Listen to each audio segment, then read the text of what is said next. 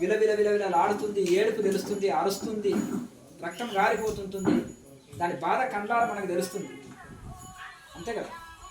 కనుక ఆ విధంగా ఈ విధంగా కనుక ఒకవేళ దేవతకు భగవంతుడు ఉన్నాడు, సర్వజీవరాశులు భగవంతుని బిడ్డలు, భగవంతుడు తండ్రి, మరి తల్లి, మరి అమ్మవారు తల్లి కదా, మరి తన బిడ్డను కోసిపెట్టమంటుందా ఏదన్నా తల్లి? చెప్పండి.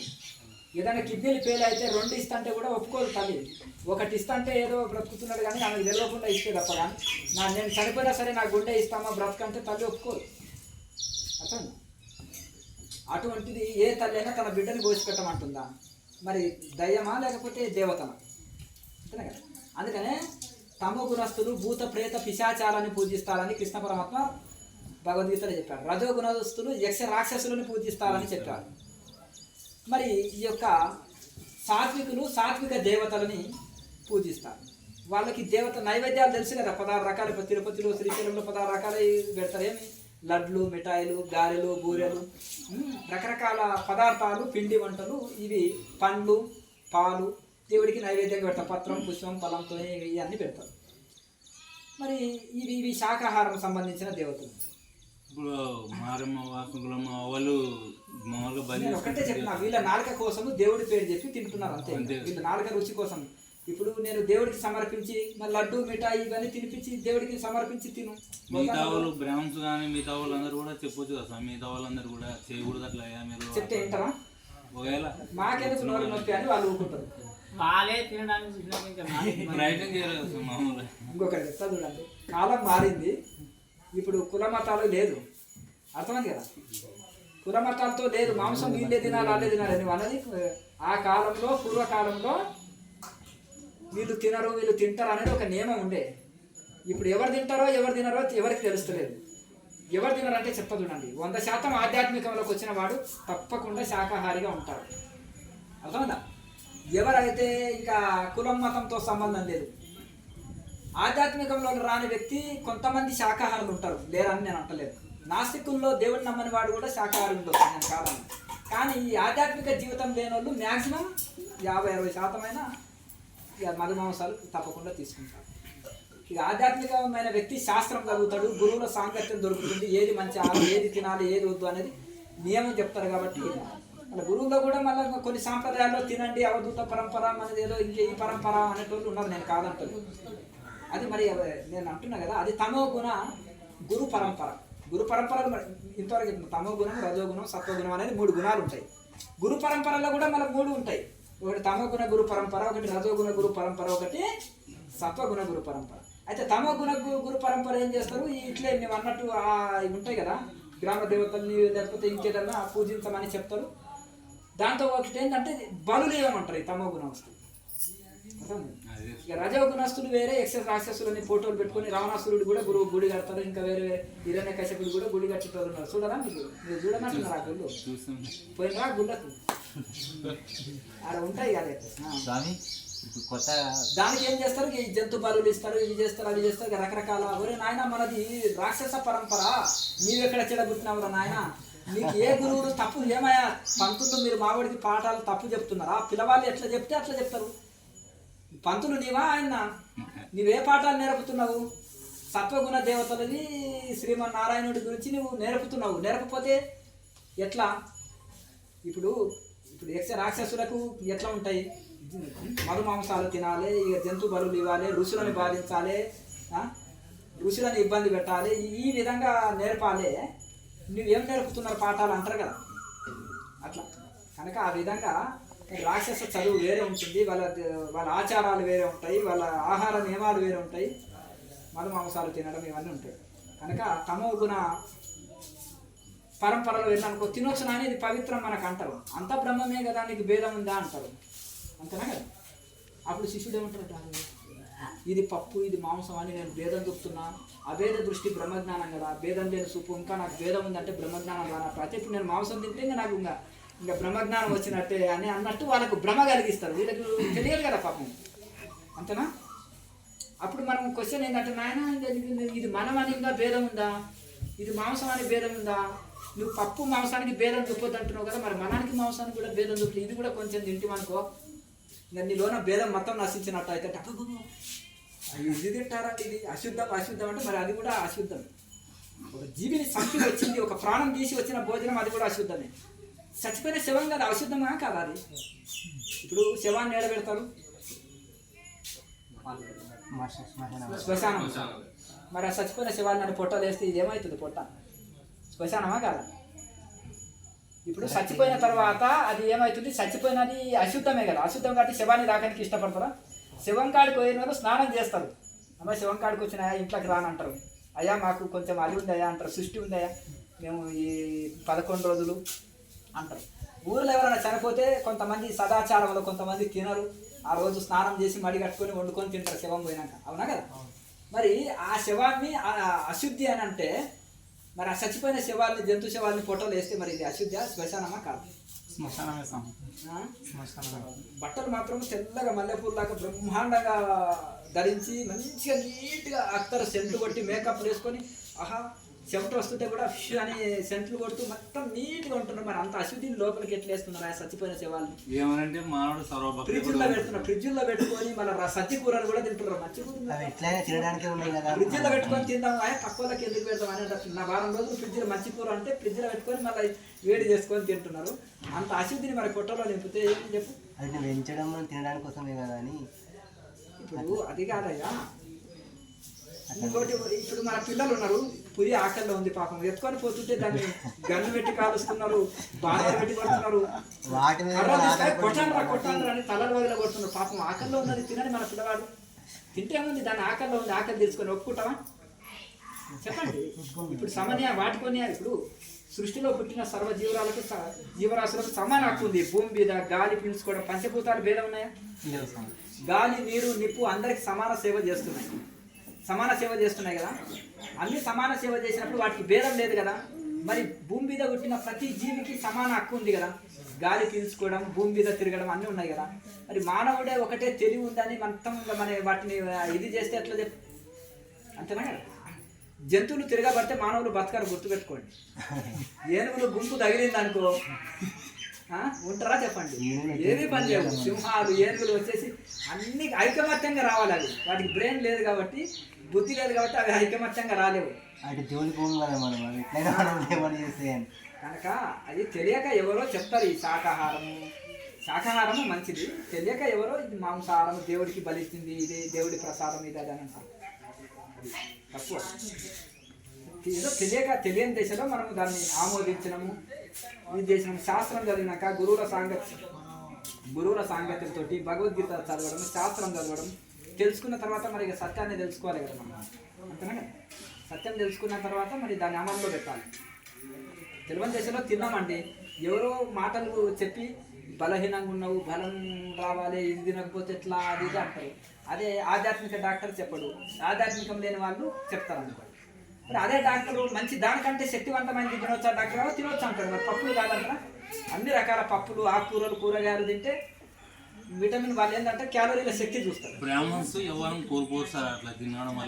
పప్పులు ఉన్నారా? మరి పప్పులు అన్ని రకాల క్యాలరీల శక్తి బాగుంటుంది. కందిపప్పులో 120%, మాంసంలో 80% ఉంటుంది. మరి 40% ఎక్కువే ఉంది కదా. మరి కందిపప్పు తినొచ్చు కదా రోజు. అందుకనే బ్రాహ్మణ్స్ ఏం చేస్తారు, ఎన్ని కూరలున్నా కందిపప్పు రోజు వచ్చింది, కందిపప్పు రోజు తింటారు వాళ్ళు, అవునా? ఏడా పప్పు అన్నం అంటే అయ్యగారింటి కూడా పప్పు అన్నం కాబట్టి పప్పు అన్నం అనే పేరు పట్టింది, అంతేనా కదా. పప్పు బ్రాహ్మణులు అనే పేరే పడిపోతుంది. బ్రాహ్మణులు అంటేనే పప్పు. ఎందుకు పప్పు? వాళ్ళు పిచ్చోళ్ళు అయితే తింటలేరు. 120 క్యాలరీల శక్తి ఎక్కువ ఉంది. ఒరే నాయన నువ్వు మాంసం అంటావు, నేను 120 శక్తిని క్యాలరీల శక్తి ఉన్న కందిపప్పును తింటున్నా, నువ్వు 70-80% ఉన్న మాంసం తింటున్నావు. తమో గుణము పెరిగిపోయి, నిద్ర మబ్బు, సోమర్తనము, శరీరం మొద్దు వారిపోయి, మైండ్ మొద్దు వారిపోయి నీవు ఉన్నావు. నీకంటే ఎక్కువ క్యాలరీల శక్తి నేను నెయ్యి వేసుకొని తింటున్నా. మళ్ళీ అన్న ముద్దపప్పులో పెరుగు వేసుకుంటున్నా, మీగడ పెరుగు ఎట్లుంటుంది? అందులో వెన్న శాతం ఉంటుంది. అలాగే ముద్దపప్పులో నెయ్యి వేసుకుంటున్నా, అర్థమైందా? మంచి రకాల పప్పులు, కూరగాయలు రుచిగా శుచిగా అప్పటికప్పుడు చేసుకొని తింటున్నా, అర్థమైంది కదా. అట్లా మరి వాళ్ళు శాకాహారంలో మంచి శక్తి ఉన్నవి, మంచి విటమిన్స్ అందేటివి తీసుకోండి, మంచి క్యాలరీల శక్తి ఉన్నవి తీసుకోండి. అంతేనే కదా, అన్ని విటమిన్స్ అందాలి, షెడ్ రుచులు అందాలి శరీరానికి, కానీ లిమిట్, మితి తప్పితే గతి తప్పుతుంది. ఏది ఎక్కువ తీసుకున్నా కానీ మితంగా ఉండాలని. మీరు ఏదైనా పోయినప్పుడు కూడా ఎవరన్నా అట్లా చెప్తే కూడా దాన్ని ఖండించి దాన్ని ఆన్సర్ చేయగలగాలి. తెలియక ఏం చేస్తారు, కరెక్ట్ ఒక మనిషి ప్రశ్న అడిగినప్పుడు దానికి ఆన్సర్ చేస్తే తృప్తి పడతాడు. అది సైంటిఫిక్గా చెప్పాలి, చెప్పినప్పుడు తృప్తి పడతాడు. శాస్త్రాలు ఇట్లా చెప్తున్నాయి, గురువులు ఇట్లా చెప్తున్నాయి, సైన్స్ ఇది చెప్తుంది. సైన్స్ ప్రకారం నేను క్యాలరీల శక్తి కోసం తింటాను, కొన్ని అతిని ఎందుకు సంపాదించాను అంటే క్యాలరీల శక్తి, నేను శక్తి పెంచడానికి అంటలేదు. మరి శక్తి అంటే మరి నువ్వు ల్యాబ్ టెస్ట్లో నీకు విటమిన్సే కదా నీకు అందేది, అంటే మరి ఏది ఎక్కువ ఉంది అనేది తెలుసు. శాకాహారానికి రుచి పడ్డ తర్వాత ఇప్పుడు అదే మాంసం ఉంది, వేపుడు చేసి మసాలా వేసి ఉప్పు కారం వేస్తేనే ఆ రక్తము ఆ యొక్క ఇది తెలియకుండా ఉంటుంది. చేపలు చూడండి, ఒక ఆయన లైన్లో చేపల మార్కెట్కి వెళ్ళాడు వైజాగ్, ఒక 2-3 కిలోమీటర్ల దూరంలో మొత్తం ఎట్లుంటుంది చేపలు, చచ్చిపోయిన చేపలు, పొట్టు, ఆ రక్తము అంత పడే వరకు తల తిరిగిపోయే. అసలు మామూలు శాకాహారులు అయితే అక్కడ పోలేరు, చక్కెర వచ్చి కింద పడిపోతారు. వాళ్ళు పోయిన తర్వాత 1 కిలోమీటర్ లైన్ ఉంది, ఏమైనా ఈ చేపల కంపెనీ భరించలేకపోతున్నా, తొందరగా ఇచ్చి పంపు అంటే ఈ కంపెనీ నాయన నీవు పొట్టలేదు అన్నదంట. అర్థమైందా? మరి ఎవరు తినమంటున్నారు ఆ కంపెనీ? అర్థమైందా? మరి ఆ ఎంత దుర్వాసన ఆ చేపల కంపు, దాన్ని మంచిగా రుద్ది ఎంతగా చేప ఎప్పుడు నీళ్ళలో ఉన్నా మళ్ళీ అది నిశ్వాసన, దాన్ని శుద్ధి ఇది చేసి నూనెలో వేయించుతారు. మట్టి బజ్జీలని తేగినట్టు నూనెలో వేయించి మసాలాలు కొట్టి ఇది చేసి ఆ కంపు రక్తము తెలియకుండా, అర్థమైంది కదా, కచ్చిపు కట్టేసి చేపల మార్కెట్లో, లేకపోతే మాస్క్ పెట్టేసి లేదంటే లోపలంగా మూసుకుంటాడు. అది తీసుకొని మరి అంత కంపెనీ పొట్టలో వేయడం కదా, అది తెలియకుండా మసాలా వేసి నూనెలో వేయించి తింటారు. అదే కూరగాయలను ఉట్టివే, పప్పులు ఉట్టివే నవ్వులేయచ్చు వండకుండా, మసాలా నూనె వేయనక్కర్లేదు, కూరగాయలు పచ్చివే తినేయచ్చు. అంతేనా కదా? శాకాహారం ఏదైనా పచ్చిదైనా తినేయచ్చు, గుర్తుపెట్టుకోండి. అదే మాంసాహారం పచ్చి తినలేదు, అది మీ ఆహారం కనుక, మీ ఆహారం కాదు కనుక ఆ పచ్చిది తినలేరు. తిని చూపెట్టాను, మసాలా వేయద్దు, నూనె వేయద్దు, కాల్చొద్దు అని తిని చూపెట్టాను. ఎందుకు తినలేకపోతున్నారు, అది మీ ఆహారం కాదు. అదే టమాటో కానీ కూరగాయలు కానీ రకరకాల అన్నీ నమ్ముకొని తినేయచ్చు, అంతేనా కదా, అది మన ఆహారం కనుక. స్వామి కోడి రామమూర్తి ఉన్నాడు, శాకాహారి, ఆసియా ఖండంలోనే బరువులు ఎత్తడంలో నెంబర్ 1 ఆయన. అర్థమైందా? ఏం తినేవాడు? పప్పన్నమే తినేవాడు, కూరగాయలు పోదేవాడు. చెప్పండి. ఇప్పుడు శని దోష నివారణ పూజలు, సర్వదోష నివారణ పూజలు ఉంటాయి కదా స్వామి, అయితే దాంట్లోకి 10,000 20,000 అంటారు కదా స్వామి, అవి నిజంగా చేయించుకునేటోళ్ళకి వీళ్ళకి ఇష్టం, చేసేటోళ్ళకి వాళ్ళకి ఇష్టం, మధ్యలో మనం ఏమన్నా అంటే విమర్శ, అంతేనా కదా. ఈయన దగ్గర డబ్బులు ఎక్కువైనాయి, ఆయనకు ఇచ్చేట ఆయన చేసేట ఆయన, మన మధ్యలో మనకేం నొప్పి చెప్పు, అంతేనా కదా, మనకేం లేదు కదా. ఇవి నిజంగా మనిషి మీద ఉంటాయి ప్రభావం. ఇప్పుడు ఆ ప్రభావం తగ్గట్టే ₹1,00,000 ఇచ్చేటోళ్ళు కూడా ఉన్నారు. మొత్తం శని దోషం నవగ్రహ దోషం తీసే అయ్యగారంటే ₹1,00,000 ఎప్పుడే క్యాషే ఇస్తారు, బ్యాగులో నింపి తృప్తి. ఇస్తారు. ఎవరికైనా నిజంగా నేను పోగొడతాను కరెక్ట్గా ఉంది అని చెప్పిండు అనుకోండి, అయ్యా అంతెందుకు పని అయినాకనే పైసలు ఇవి అంటారు కదా, అంతేనా. ఇప్పుడు సాయంత్రం వరకు కూలి చేసినాకనే కదా డబ్బులు ఇచ్చేది, కూలి అయిపోయినాకనే ఇచ్చేది. అయ్యా అది కూడా సమస్య పరిష్కారం అయినాకనే ఇస్తా, పూజ అయిపోయినాక కాదు పంతులు గారు, పని అయిపోయినాక. పూజ అయిపోయినాక అంటే 1 గంటలో 2 గంటల్లో అయిపోతుంది, పని అయిపోయినాక అంటే ఆ దోషం అంతా పోయి సక్సెస్ కావాలి. ఏదో దుఃఖం ఉంది కదా, దుఃఖం పోవాలి. ఇప్పుడు నవగ్రహాల వలన ఈయనకు వచ్చింది దుఃఖమే కదా, బాధనే కదా. ఆ దుఃఖం బాధ పోయినాక ఇస్తాయా, నువ్వు 10 అడిగితే నేను 20 ఇస్తాను అని చెప్పాను, అంతేనా కదా. అయ్యో నీ పూజ మీద నీకే గ్యారంటీ లేదా అయ్యగారు అన్నాను చెప్పండి, అంతేనా. ఉపశమనం, ఏడ్చిన కళ్ళకు తుడిచినట్టు ఉపశమనం అంటారు, అంతే. ఉపశమనం కోసం ఇవన్నీ చేసి సంతృప్తి కోసం అంతే. ఎక్కువ ఖర్చు పెడితే ఇంకా ఎక్కువ సాటిస్ఫాక్షన్ అనమాట. ఖర్చు పెట్టినా అవుతుంది ఇంకేం. తక్కువ ఖర్చు పెడితే చిన్న పూజారి ఏం తెలియదు బాబు ఈయనకి, అట్లా బాగా ఖర్చు పెట్టించాడనుకో, 10 లక్షలు పెట్టించాడనుకో, పెద్ద శాంతి, అది మంచిగా శాంతి. తుఫాను కురిసినట్టు శాంతి అయిపోతుంది. డబ్బులు ఎక్కువ ఉంటే అవి ఊరికేగా తృప్తి, సాటిస్ఫాక్షన్, అంతేనా కదా.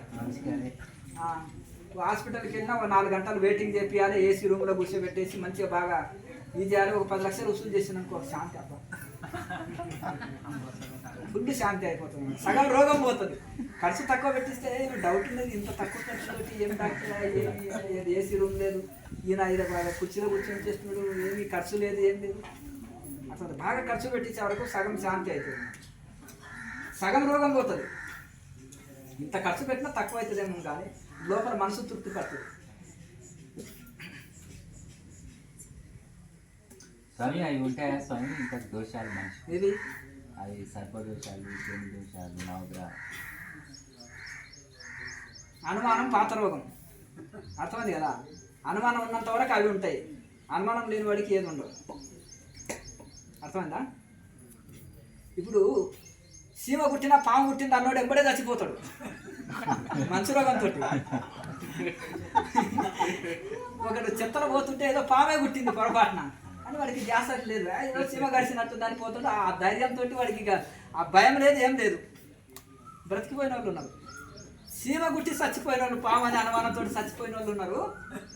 అలాగే పాము గుట్టి కూడా సీమ గడిచింది ఏమవుతుంది అని మొండిగా పోయిన వాడికి బతికిన వాళ్ళు ఉన్నారు, అర్థమైందా. అది అది మన నమ్మకం విశ్వాసంతో సగం ఉంది. నువ్వు భయపడితే అయిపోయి ఇప్పుడే చావు, పిరికివాడికి బతికే హక్కు లేదు అంటాడు వివేకానంద స్వామి. రోజు వస్తాడు పిరికివాడు, ధీరుడు ఒకటే రోజు దేహం వదులుతాడు, ఒకటే రోజు చనిపోతాడు. అందుకని ధీరుడిగా ఉండు, దీనుడిగా ఉండక అర్థమైందా. ఆయన 20 రోగాలు లాస్ట్కి అటాక్ చేసినాయి. భయపడ్డా చెప్పండి. అట్లా కనుక ఎవరికయ్యా ఈ భయాలు దుఃఖాలు అంటే పిరికివాడికయ్యా అంటారు, అర్థం కదా. దుఃఖాలు భయాలు ఇవన్నీ ఎవరికయ్యా అంటున్నాయంటే ఇది. అయితే ఎవరైతే వాళ్ళెవరో నాకు ఇది హెల్ప్ చేయాలి, వీళ్ళెవరో నాకు సహాయం చేస్తారు, వాళ్ళెవరో నన్ను పైకి తీసుకొస్తారు, వీళ్ళెవరో నన్ను బాగుపడేటట్టు చేస్తారు అంతేనా కదా అనే అనుకుంటాడు చూడు. తన మీద తనకు నమ్మకము, భగవంతుడి మీద నమ్మకం లేని వాళ్ళ కోసం ఇవన్నీ. తన మీద తనకు సంపూర్ణ విశ్వాసము, భగవంతుడి మీద సంపూర్ణ విశ్వాసం ఉన్న వాళ్ళకి ఇవేం పని చేయవు. వాస్తులు ఎవరికైనా అంటే సన్యాసులకు కాదు, సంసారంలో, అర్థమైంది కదా.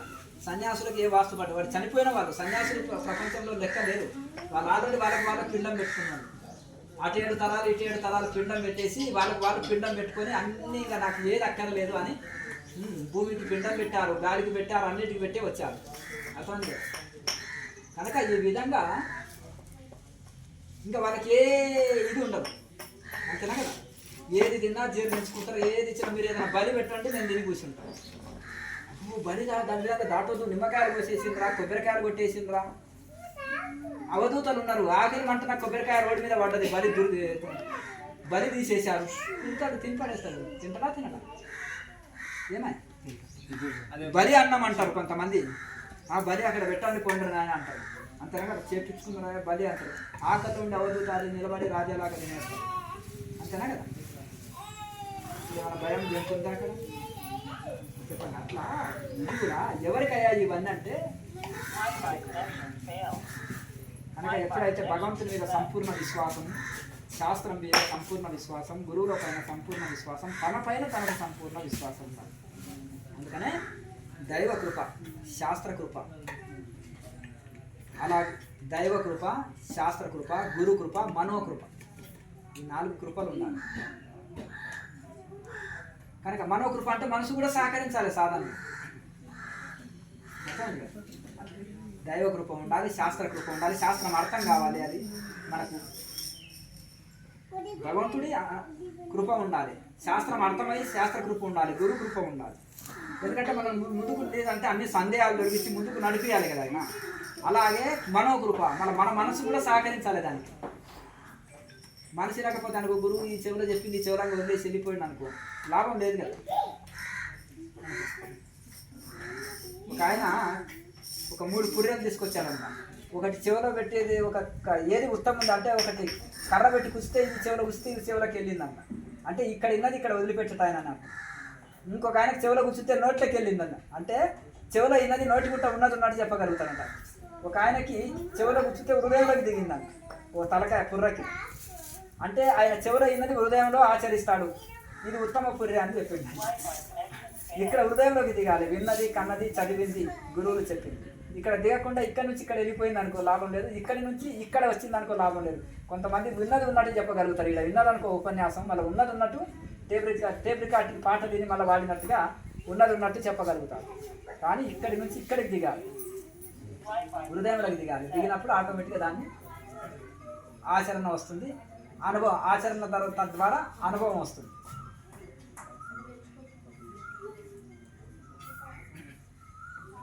ఇది ఈ సృష్టి సృష్టించబడడానికి కారణం ఏంటి?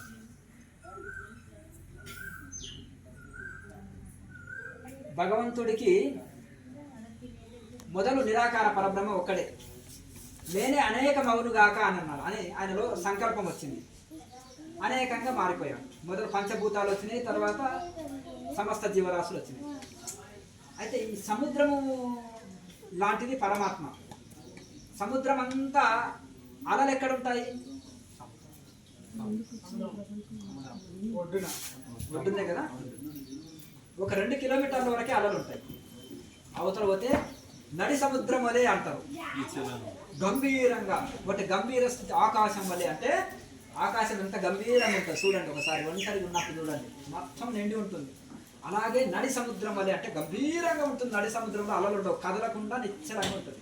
అలలు ఈ స్టార్టింగ్లో ఉంటాయి. సాధనలో కూడా స్టార్టింగ్లోనే ఈ అలలు లాంటివి ఆలోచనలు ఇవన్నీ. ఇంకా లోనికి వెళ్ళిపోతే నడి సముద్రం దాకా ఆలోచనలు ఆగిపోతాయి. సాధనలో డీప్కి వెళ్ళినప్పుడు ఆలోచనలు ఆగిపోయి నడి సముద్రంలో ఉండే గంభీర స్థితిలో ఉంటారు, ధ్యాన స్థితిలో. అలాగే ఈ యొక్క సముద్రములో అంటే భగవంతుడు అనేవారు సముద్రం లాంటి వారు. ఏకాంశేన స్థితో జగత్ అనేది భగవద్గీతలో పదం. అంటే ఈ సముద్రం లాంటి ఈ యొక్క పరమాత్మలో ఒక్క అంశకు చంచల స్థితి కలిగితే ఇంత సృష్టి ఏర్పడ్డది. ఒక అంశం అంటే 100%లో 1%.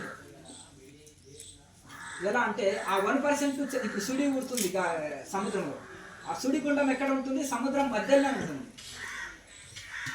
కనుక అలాగే ఈ యొక్క ఆ ఒక్క 1% ఆ చంచల స్థితి ఎక్కడ ఉంటుంది? 100%లోనే ఉంటుంది. అంటే పరమాత్మ అనేవారు 100% ఆ పరమాత్మలో.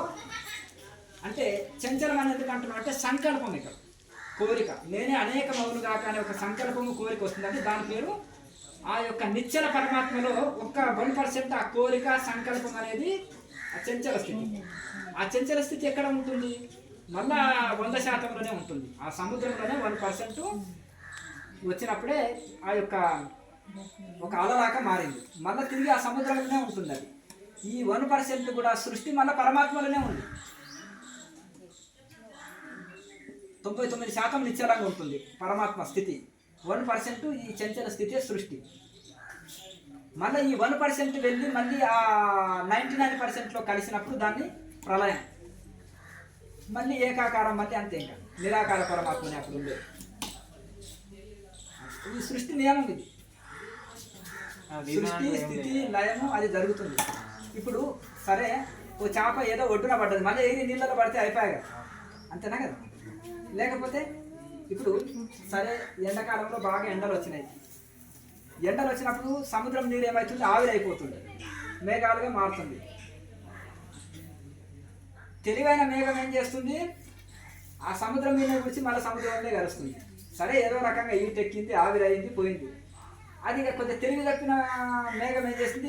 గాలికి ఈడవబడి అక్కడెక్కడో అడవుల్లో పోయి కొండల మీద గుట్టల మీద మేఘాలు అయ్యి మళ్ళీ వర్షం కురుస్తుంది. మళ్ళీ సముద్రం కలవాలంటే ఎంత టైం పడుతుంది? అది గుట్టల్లో పోయి దాతులు భూతాతులు, ఎర్ర మట్టి ఉంటే ఎర్ర నీళ్ళు, నల్ల మట్టి ఉంటే నల్ల నీళ్ళు, అట్లా రకరకాలుగా కొండల్లో గుట్టల్లో అడవుల్లో కురిసిన నీరు ఏం చేస్తుంది? గుట్టల్లో ఉంటే ఇంకిపోతుంది, చెరువుల్లో కుంటల్లో వాగులు వంకల రూపంలో వస్తుంది. వస్తూ నదులుగా మారి అది మళ్ళీ సముద్రంలో పట్టడానికి టైం పడుతుంది. నదిగా ఉన్నా కానీ మళ్ళీ ఇది కావచ్చు, కానీ సముద్రంలో అయితే ఇంకా పాకర పట్టదు. వచ్చి సముద్రంలో కలిస్తే దాని లక్ష్యం పూర్తి అవుతుంది. అలాగే జీవుడు అనేకమైన ఈడవబడి సముద్రం నీళ్ళే అంటే పరమాత్మనే ఆవిరయింది. ఆవిరయి ఈడవబడ్డది, ఎక్కడో అడవిలో పడ్డది. మళ్ళీ సముద్రానికి చేరుకోనికి టైం పడుతుంది.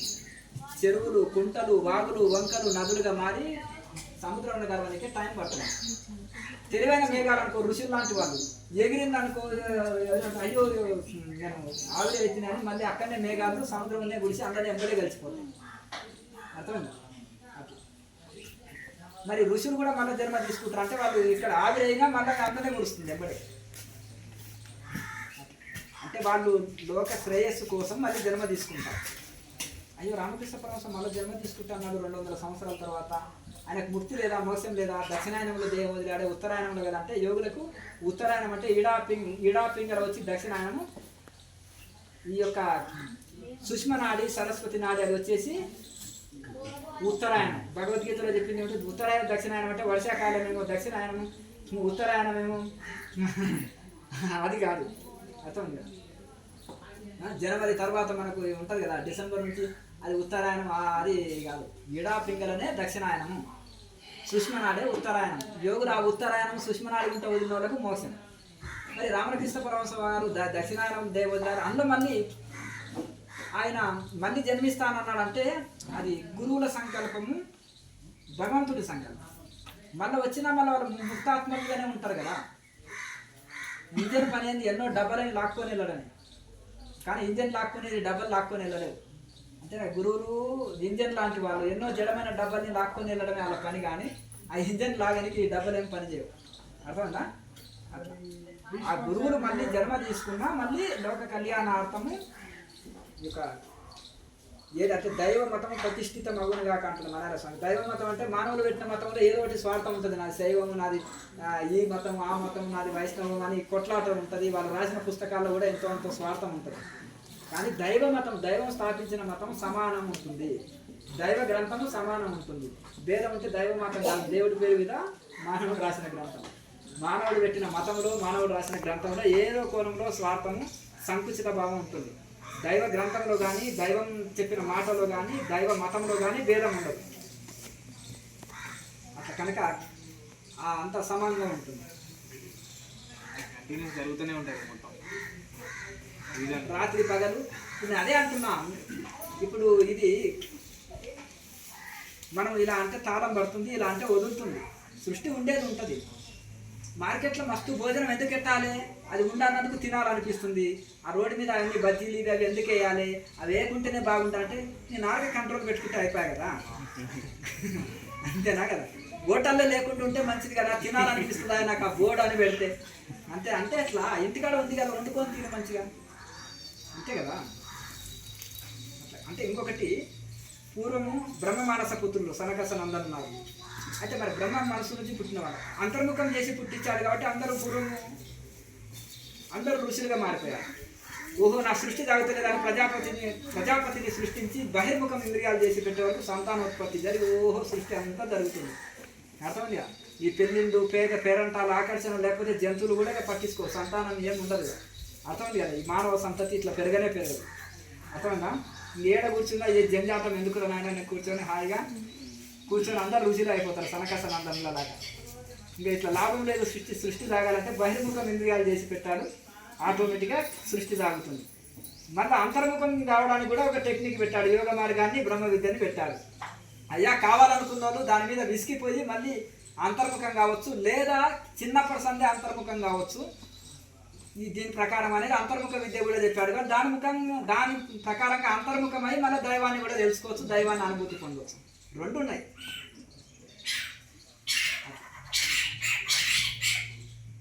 కాకపోతే ఈ రెండింటిని బ్యాలెన్స్ చేసుకుపోతున్నారు. ఇటు ప్రపంచం, అటు పరమార్థం. ఇప్పుడు బయటికి మనసు వచ్చింది అనుకో, బయటి కార్యక్రమాలు అన్ని పనులు చక్కగా చేయాలి, మనసును లోపలికి తిప్పుకుంటే భగవంతుడిలోనే లీనం చేయాలి. ఈ రెండింటిని బ్యాలెన్స్ చేయాలి. కుమ్మరి పురుగు బురదలో ఉండి బురదను అంటున్నట్టుగా మనం కూడా ఏం చేయాలంటే ఈ బాధ్యతలు నెరవేరుస్తూ కూడా అంతర్ముఖం, బహిర్ముఖం రెండు వృత్తుల మీద పడవల ప్రయాణం చేయవలసి వస్తుంది. బహిర్ముఖంలోనేమో ఉద్యోగ, వ్యవసాయ, వ్యాపారాలు పనులు చేస్తాం, అంతర్ముఖంలోనేమో దైవాన్ని అనుభూతి పొందుతుంటాం. కానీ బహిర్ముఖంలో కూడా దైవ స్థితిలో ఉండి మనం పనులు చేస్తున్నాం. అది ఇంకా హై లెవెల్, అది ఇంకా పై స్థితి. సాధన చేయగా కలుగుతుంది. అది ఎప్పుడు ఎల్లవేళలో ఒకే స్థితిలో కలుగుతారు. అన్ని కర్మలు చేస్తున్నా, ధ్యానం చేస్తున్నా, ఈ రెండింటిని బ్యాలెన్స్ ఒకటే స్థితిలో ఉండే స్థితి కలుగుతుంది. కనుక ఈ యొక్క మనం అంతర్ముఖమై అప్పుడప్పుడు మనం అనుభూతి చెందుతుండాలి. అంతర్ముఖం ఏంటంటే స్వయం, సెల్ఫ్, మన కోసం మనం. బహిర్ముఖం కర్మలు ఏంటిదంటే ప్రపంచానికి మేలు జరుగుతుంది. అంతర్ముఖ కర్మలతోటి మన సాధనతోటి మనకు మనం మేలు చేసుకుంటాం. మనం బయట కర్మలు అన్నీ చక్కగా చేస్తాం. అమ్మగారులు ఉన్నారు, మంచిగా ఉతుకుతారు, వంటలు చేస్తారు, ఇల్లు క్లీన్ పెట్టుకుంటారు, అన్ని పనులు చేస్తారు, ఉద్యోగాలు చేస్తున్నారు. మగవాళ్ళు ఉన్నారు, ఆఫీస్కి వెళ్తారు, మొత్తం వ్యాపారము, ఉద్యోగము, వ్యవసాయం అన్ని పర్ఫెక్ట్ చేస్తున్నారు, అన్నీ చేస్తున్నారు. కానీ ఇక్కడ వీళ్ళు ఏం చేస్తున్నారంటే వాళ్ళకి వాళ్ళు టైం ఇచ్చుకుంటలేరు. ఇప్పుడు వాళ్ళ ఆత్మని ఉద్ధరించుకున్నట కోసం దాంతో ఏమవుతుందంటే నానా రకాల జబ్బులు రావడం, మనిషికి టెన్షన్స్, ఒత్తిళ్ళు, ఎన్నో రకాల ఆరోగ్యపరమైనవి, మనశ్శాంతికి సంబంధించినవి, మానసికమైనవి, ఆరోగ్యమైనవి ఎన్నో సమస్యలు ఎదుర్కొంటున్నాం. కనుక దీన్ని మనం అంతర్ముఖం కూడా కావడం నేర్చుకుంటామంటూ సమస్య లేదు. అన్ని సమస్యలకు పులి స్టాప్ అంతర్ముఖం కావడం నేర్చుకుంటాం. అందుకనే కర్మయోగము అంటే దైవానికి అర్పించి అన్ని కర్మలు చేయన్నాడు భగవంతుడు. తర్వాత కర్మయోగం అని మరి ధ్యాన యోగం కూడా చేయాలి. నిన్ను నీవు ఉద్ధరే ఆత్మన. కనుక ఈ రెండింటిని బ్యాలెన్స్ చేయాలి, ధ్యానయోగం, కర్మయోగం. కనుక మనం అంతర్ముఖం కావడం తెలుసుకుంటే మనిషిలో స్వార్థం పోతుంది, అసూయ ద్వేషాలు పోతాయి, అరిసెట్టు వర్గాలు పోతాయి, సగం రోగం దాంతో పోతుంది, 3 గుణాలు పోతాయి. ఇక నీవు నేను ఒకటే అనే స్థితిలో ఉంటాం. సర్వం బ్రహ్మమయం జగత్ అంతా ఒకే పరమాత్మ, బ్రహ్మాండం అంతా ఒకే పరమాత్మమయం అనేది తెలుసుకుంటాం. ఇంకా సమస్యనే ఉండదు. అట్లా సూర్యనాడి చంద్రనాడి అంతే. అంటే మనకు సూర్యనాడి ద్వారా కొద్దిగా మంచి జరుగుతుంది, చంద్రనాడి ఈడ అంటే చంద్రనాడి, పింగళ అంటే సూర్యనాడి. ఈడ పింగళ. సరస్వతి నాడి, సుష్మనాడిని సరస్వతి నాడి అంటారు. సరస్వతి అంటే జ్ఞానం. సరస్వతి రైట్ అంటే సైడ్ ఉన్నది సూర్యనాడి, ఇప్పుడు రైట్ సైడ్ ఉన్నది సూర్యనాడి, ఇక్కడ లెఫ్ట్ సైడ్ ఉన్నది చంద్రనాడి. ఈడ పింగళ అంటే ఈడ అంటే చంద్రనాడి ఎడమ పక్కన, కుడి పక్కన సూర్యనాడి, మధ్యలో ఉండేది సుష్మనాడి. సుష్మనాడి అంటే సరస్వతి నాడి, సరస్వతి దేవి. అది మనకు మన శ్వాస తీసుకుంటేప్పుడు వదిలినప్పుడు మనకు తెలిసిపోతుంది కదా గురుదేవ. ఒకవేళ మనకు సూర్యనాడి నడిచేది చంద్రనాడి తెలుస్తుంది. మేరుదండంలో కూడా తెలుస్తుంది. మేరుదండంలో తెలిసిందంటే బాగా ఎక్కువ సాధన నడిచినట్టు అనిపిస్తుంది. ఇప్పుడు ఈ ముక్కులలో తెలిసేదేమో కొత్త కూడా తెలుస్తుంది. ఆ మేరుదండంలో తెలిసి వచ్చేదేమో కొద్దిగా సాధన మన సూక్ష్మనాడి నడిచినట్టుగా మనకు తెలుస్తుంది.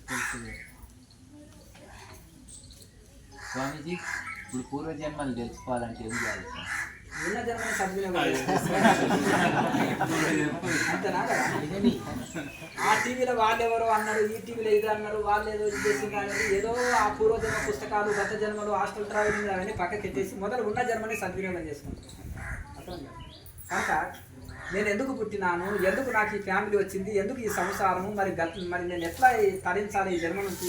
ఇప్పుడు కాలు బురద దొక్కినా దీన్ని ఎట్లా కడుక్కోవాలి, దీన్ని ఎట్లా ఇది చేయాలి, ఈ జన్మ తీసుకున్నా ఏదో ఎట్లా తీసుకున్నా, పూర్వ కర్మ ఉన్నందుకే జన్మ తీసుకున్నా, ఈ కర్మను ఎట్లా కడిగేసుకోవాలి, నేను ఇక్కడ ఈ కర్మ లేకుండా చేసుకోవాలి, మళ్ళీ మోక్షం ఎట్లా పొందాలనేది ప్రయత్నం చేస్తాను.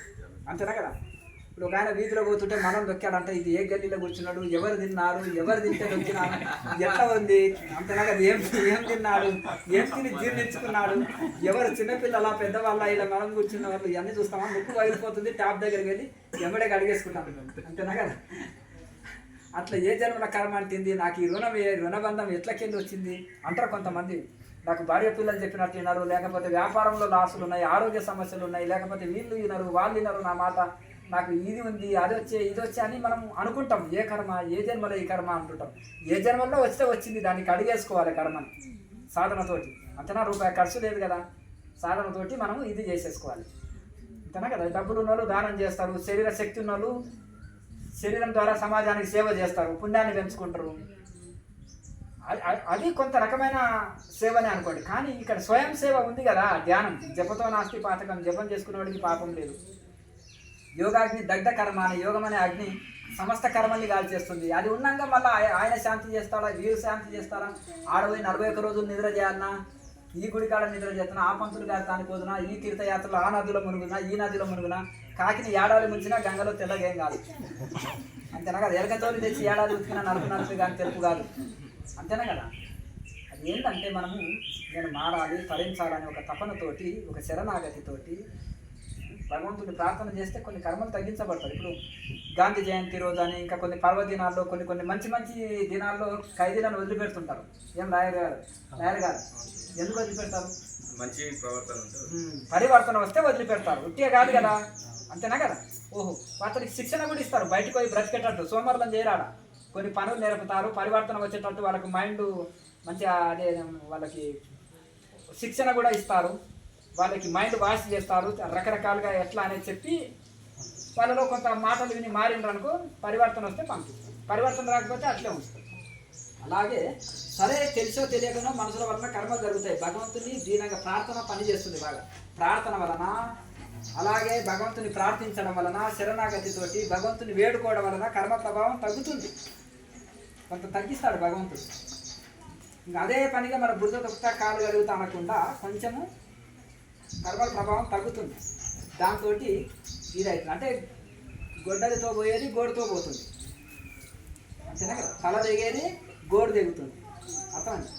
అట్లా కనుక ఆ విధంగా సగం గండాలు పక్కన ఏ దేవుడు అంటే అంటారు కదా, ఎంత గండం ఏ దేవుడు రక్షించాడు అంటారా కదా. అట్లా ఆ విధంగా కొన్ని ఆ కర్మల ప్రభావం తగ్గుతుంటుంది.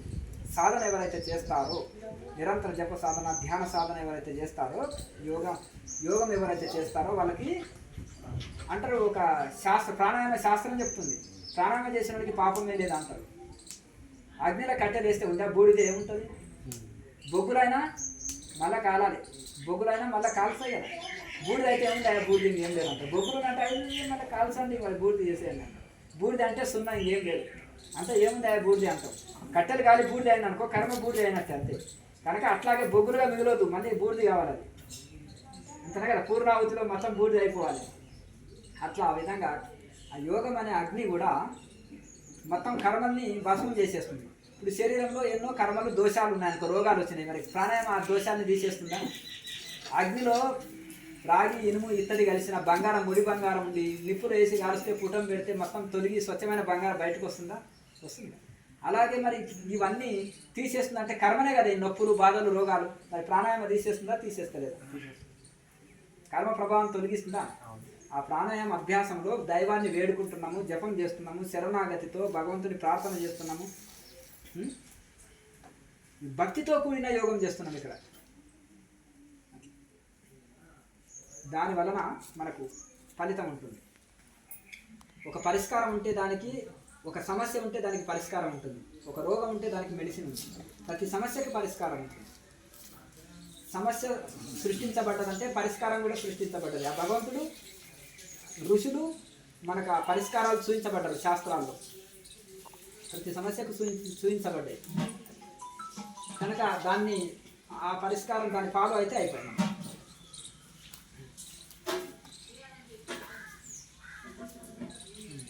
ఇది పాములకు ఆధ్యాత్మికకు సంబంధం ఏముంటుంది? ఇప్పుడు ఎక్కడ టెంపుల్ చూసినా సేక్స్ పాములు ఉంటాయి, దేవుళ్ళ దగ్గర కూడా పాములు ఉంటాయి. సో స్పిరిచువాలిటీకి పాములు మస్తు ఉంటాయి. అన్ని పాములు దేవతా పాములు ఉండవు. నాగుపాముకు ఒక ప్రత్యేకత ఉంది. నాగుపాము నిమిషానికి ఒక శ్వాస తీసుకుంటుంది. ఒక రంధ్రంలోకి వెళ్ళినా దాన్ని సీల్ చేసేసిన కేచర ముద్రలో ఉంటుంది. నాలుగని పొడుగు ఉంటుంది, పాము నాలుగే చూసినరా, దాన్ని తీసుకొని పోయి లాక్ వేసుకుంటుంది. పాము నాలుగే చాలా పొడుగు ఉంటుంది కదా, చూసినా కదా. ఆ నాలుక ద్వారా అది కేచర్లో ఉంటుంది. అప్పుడు అమృతం తాగుతూ అది 10 సంవత్సరాలైనా 20 సంవత్సరాలైనా అక్కడ రంధ్రం సీల్ చేసినప్పుడు దానికి ఆక్సిజన్ అందదు, గాలి అందదు. గాలి అందకుండా సమాధి స్థితిలో ఉండగలుగుతుంది ఆ పాము. ఆ కేచర్లో ఉండి ధ్యాన స్థితిలో ఉంటుంది కాబట్టి దానికి ఆహారం అవసరం లేదు. మన్ను తిన్న పాము దాకా అంటారు. ఒక రోజున మట్టిలో వెళ్ళి సీల్ చేసేసిన దాన్ని అది మన్ను తినైనా ఉంటుంది అంట, అర్థమైందా, కదలకుండా. కనుక ఆ పాముకు గాలి లేకున్నా బ్రతుకుతుంది, ఆహారం లేకున్నా బ్రతుకుతుంది. దాన్ని చంపి వేసి అక్కడ వేసి చల్ల గాలి తగిలితే మళ్ళీ బతికొస్తుంది. అందుకనే నాగుపాముని కాల్చేయండి అంటారు, అర్థమైంది కదా. దానికి హాని చేసిన 50 సంవత్సరాల తర్వాత కూడా గుర్తుపడుతుంది, అర్థమైంది కదా. అంత గ్రహణ శక్తి ఉంటుంది దానికి. చెవులే లేవు కానీ దాని ఎంత దూర శబ్దాలైనా ఉంటుంది పాముకు. టెంపుల్స్ పైన ఉంటాయి అంటే ఆ దేవుడు నాగుపాములు అనేది చాలా ఇది అనమాట. కనుక వాటిని కొట్టొద్దు, చంపొద్దు అంటారు. కనుక అది ఒక యోగి జీవితం గడపగలుగుతుంది. పాము 1000 సంవత్సరాలు తీస్తే, నాగుపాము, అన్ని పాములు కాదు. నేను చెప్పేది కూడా అన్ని పాములు కాదు, ఒక నాగుపాముకే చెప్తున్నాను. అందుకనే శివుడు కంఠంలో ధరించాడు. విష్ణువు దగ్గర కూడా ఉంటుంది. మరి ఆయన అందుకనే పడుకుంటాడు పాము. అందుకని ధనం కాడ కూడా పాములనే కావాలి పెడతారు. దిగ్బంధనం చేసిన అనుకో, నాగ దిగ్బంధనం ఉంది ఆయన. అట్లా నాగ దిగ్బంధనం అంటే ఈ పాములు వచ్చిన ఆ పాములు అంటే అది 1000 సంవత్సరాలు జీవిస్తుంది. కుక్కను కావాలి పెడితే 20 ఏళ్ళే బతుకుతే దానికి అన్నం రొట్టె కావాలి. అదే పాముని దిగ్బంధనం చేసి అందులో వదిలేసినాం అనుకో, పాములో చూస్తే భయపడి దగ్గరికి రానివ్వరన్న. అంతేనా కదా? పతంజలి మహర్షి పాము దగ్గరికి వెళ్ళరు. ఇంకోటి అన్నం నీళ్ళు లేకుండా ఉంటుంది, అందులో కాపలు ఉంటుంది, ధనం కాపలి. పాముని పెట్టడానికి కారణం అదే. భూమిలో ఉన్నా ఉంటుంది, అన్నం నీళ్ళు లేకుండా జీవిస్తుంది, 1000 సంవత్సరాలు జీవిస్తుంది. పాము చూస్తే భయపడుతుంది. అట్లా పతంజలి మహర్షి ఆదిశేషుని అవతారం. ఆదిశేషుడు దేన్ని ఎవరు ఆదిశేషుడు అంటే ఎవరు అంటే భూమిని ఎవరైతే ధరించి మోస్తున్నాడో తన యొక్క పడగ మీదనే భూమిని మోసేవాడు ఆదిశేషుడు. అర్థమైంది కదా? ఆదిశేషుడు అనేది తన పడగ మీద ఈ భూమిని మోస్తున్నాడు. అంటే ఇప్పుడు మన ఇప్పుడు అసలు నిజంగా ఇట్లా అంటే మనది ఒక స్పేస్ లో ఉన్నాయి. అయితే ఆ యొక్క ఆదిశేషుడు అవతారం ఎవరు? పతంజలి మహర్షి. అంటే ఆయన యొక్క అంశ. అయ్యే ఆదిశేషుడు వస్తే భూమిని ఎవరు మోస్తున్నారు స్వామి అంటారు. మళ్ళీ మీరు వితండవాదం చేయకండి. ఆయన యొక్క అంశ. ఇప్పుడు వీరభద్రుడు ఎవరు? శివుడి యొక్క అంశ అన్నారు. శివుడి అంశ అంటే మళ్ళీ శివుడి జన్మ తీసుకున్నాడు కాదు, ఆయన జటం తీసి నేల కొడితే వచ్చిన వాడు వీరభద్రుడు. అర్థం? అట్లా కనుక ఆయన ఒక అంశతోటి వస్తారన్నమాట. లక్ష్మీదేవి ఇప్పుడు పద్మావతి దేవరు ఎవరు? లక్ష్మీదేవి యొక్క అంశ. అర్థం? అట్లా మహావిష్ణువు యొక్క అంశ శ్రీరామచంద్రుడు అంశ అన్నమాట. అంతే. పరమాత్మ స్వరూపం. పతంజలి మహర్షి ఆదిశేషుని యొక్క అవతారము వచ్చేసి దీని యోగ మార్గాన్ని అభివృద్ధి చేయడం కోసం వచ్చింది. అందుకనే పతంజలి మహర్షి తల మీద ఒక పాము ఉండి పెడతారా? చిదంబరంలో గుడి ఉంది, గుడి కట్టింది కనుక ఇట్లా ఈ విధంగా ఆదిశేషుని అవతారం.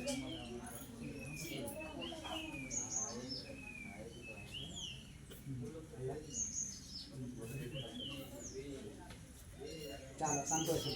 మంచిదిగా బాగా సాధన చేసుకోండి.